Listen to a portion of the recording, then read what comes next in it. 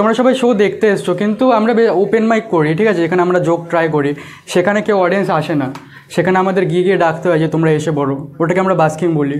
তো রিসেন্টলি আমি এক জায়গায় বাস্কিং করতে যাচ্ছিলাম, ওখানে একটা দিদি আর একটা দাদা দাঁড়িয়েছিল। আমি ওখানে কিছু বলার আগে দিদি বলছে নেই আমার কাছে।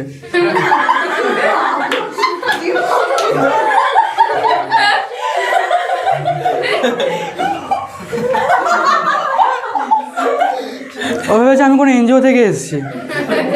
কিছুক্ষণ পরে দাদাটা যে যাচ্ছে ছিল, ওই দাদাটা আমার উপরে একটু দয়া হলো, জানি না কেন আমার উপরে একটু দয়া হলো, ও আমাকে পকেট থেকে বের করে 10 টাকা দিতে লাগলো। দিদিটা আটকে দিয়েছে, বলছে দেবে না, ওরা এই টাকা দিয়ে নেশা করবে। খুব খারাপ লেগেছে, খুব ইনসাল্ট ফিল হয়েছে আমার, খুব খারাপ লেগেছে, আমি ওখান দিয়ে এসে পড়েছি।